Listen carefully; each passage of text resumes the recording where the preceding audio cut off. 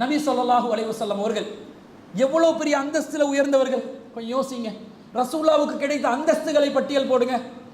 ரஹ்மத்துன் லில் ஆலமீன், நபிகள் நாயகம் ஸல்லல்லாஹு அலைஹி வஸல்லம் அவர்கள் அகிலத்தாருக்கு அருட்கொடை, கருணையாளர், மைத்ரி, வக்த்ருவரையா, merciful prophet நபி ஸல்லல்லாஹு அலைஹி வஸல்லம். ரசூல் ஸல்லல்லாஹு அலைஹி வஸல்லம் வமா அர்ஸல்னாக இல்லா காஃபத்தன் லின்னாஸ், ஒவ்வொரு பகுதிக்கு ஒவ்வொரு மொழி பேசக்கூடியவருக்கு நபி அல்ல, காஃபத்தன் லின்னாஸ், ஒட்டுமொத்த மனித குலத்திற்கும் நபி. எவ்வளவு பெரிய ஒரு கிரேட் அச்சீவ்மெண்ட் எடுத்திருக்கிறாங்க. வஅன சய்யிதுல் அன்பியா, நபிமார்களின் தலைவர் நான், அல்லாஹ்வின் தூதர் ஸல்லல்லாஹு அலைஹி வஸல்லம் அவர்கள்.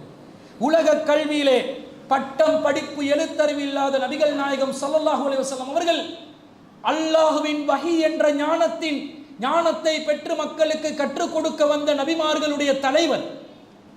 சாதாரண நிலைமை கிடையாது. நபிகள் நாயகம் ஸல்லல்லாஹு அலைஹி வஸல்லம் இன்னி ஹாத்தமுன் நபியீன், நான் தான் நபிமார்களின் முத்திரை, நபிமார்களுடைய சீல், கடைசி நபி. எத்தனையோ பண்பு. ரசூலுல்லாஹ் அல்லாஹ்வின் தோழர், ஹலீலுல்லாஹ், இப்ராஹிம் நபி அலைஹிஸ்ஸலாம் அல்லாஹ்வுடைய ஹலீல், முஹம்மது நபி ஸல்லல்லாஹு அலைஹி வஸல்லம் அவர்கள் அல்லாஹ்வின் ஹலீல். பண்பு கான ஹுலுகுல் குர்ஆன், நபிகள் நாயகத்தின் ஒழுக்கம் குர்ஆனாக இருந்தது. எல்லாத்திலையும் ஒன்றிலையும் மிஸ்ஸிங் இல்லை. எல்லா விதத்திலும் ஆட்சி அதிகாரமாக இருந்தாலும், ஆன்மீக தலைமையாக இருந்தாலும், அக்கு வேறு ஆணி வேறாக முன்மாதிரி திறந்த புத்தகம். உள்ளுக்குள்ள அந்தரங்க வாழ்வு ஒன்று கிடையாது. அதுவும் பிறருக்கு முன்மாதிரி, ரோல் மாடல்.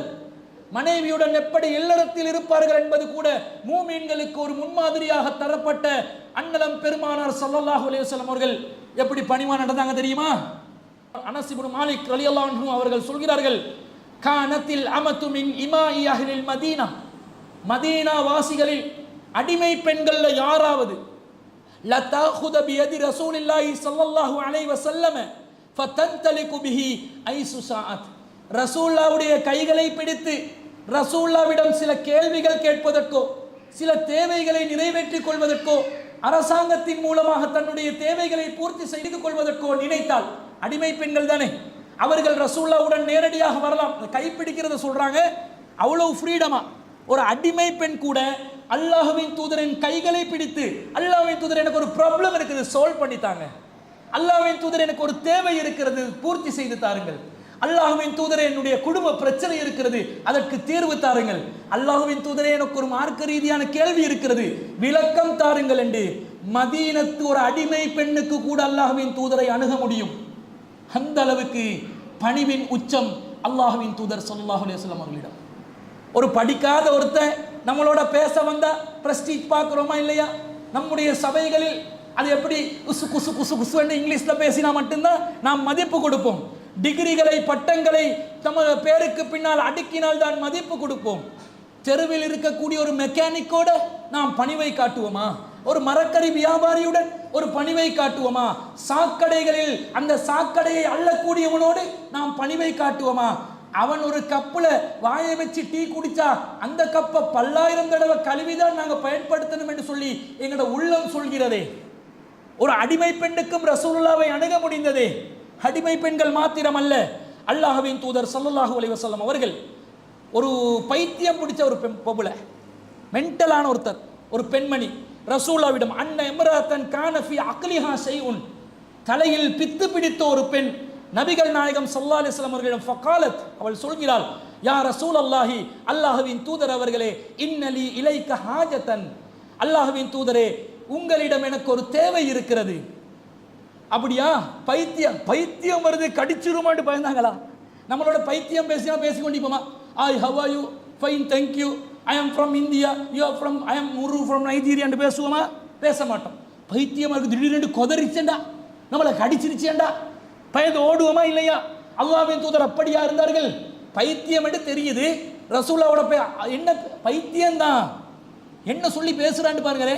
யா ரசூலல்லாஹி, அல்லாஹ்வின் தூதர் அவர்களே, அல்லாஹ்வின் தூதர் என்ற அந்த கண்ணியத்தை கொடுத்து பேசும்போது அவள் பைத்தியக்காரியாக இருந்தால், முழு பைத்தியம் கிடையாது, கொதற அளவுக்கு ஒரு முழு பைத்தியம் கிடையாது, என்னமோ பேச நினைக்கிறார். இந்த மாதிரி ஒரு பெண்மணியுடன் தெருவில் இருந்து நாங்க பேசினா என்ன சொல்லுவாங்க? இவனுக்கு பைத்தியக்காரியுடன் பேச்சு, கதையை கட்டி விடுவாங்களா இல்லையா?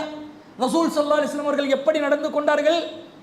யா உம்ம ஃபுலானின் உம்துரி ஐய சிககி சேதி ஹத்தா அக்லியலகி ஹாஜதகி.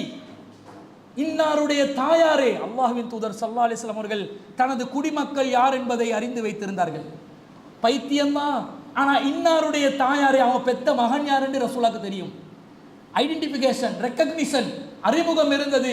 இன்னாரின் தாயாரே, உங்களுடைய தேவை என்பதை நீங்கள் தாராளமாக சொல்லுங்கள், அதை நான் உங்களுக்கு நிறைவேற்றி தருகிறேன், உங்களுடைய கோரிக்கையை முன்வையுங்கள் என்று பேசுகிறார்கள்.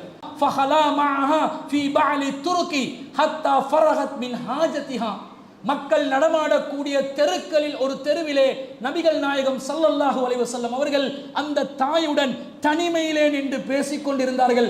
அந்த தாயின் தேவையை பூர்த்தி செய்தார்கள் என்ற செய்தியை நாங்கள் சஹீஹ் முஸ்லிம்ல 46,048வது செய்தியா பார்க்கிறோம். எவ்வளவு அற்புதமான ஒரு செய்தி என்று பாருங்க. தரம் பார்த்து மக்களுடன் பழகுவதா? எடுகேஷன் குவாலிஃபிகேஷனை வச்சு மக்களுடன் பழகுவதா? மூளையே இல்லையே, மூளை பேலன்ஸ் இழந்துட்டாங்களே. யாரா இருக்கட்டுமுங்க, நாங்கள்லாம் கொம்பு முளைச்சவங்களா? நாங்களாம் வானத்தால விழுந்தவங்களா? மக்களை நாங்கள் மதிக்க வேண்டும். ஒவ்வொரு ஆத்மாவுக்கும் ஒரு சுயமரியாதை இருக்கிறது, ஒரு கௌரவம் இருக்கிறது. அந்த கௌரவத்தை நாங்கள் உரிய முறையில் கொடுக்க வேண்டும் என்பதை நாங்கள் இந்த செய்தியிலிருந்து பார்க்கிறோம்.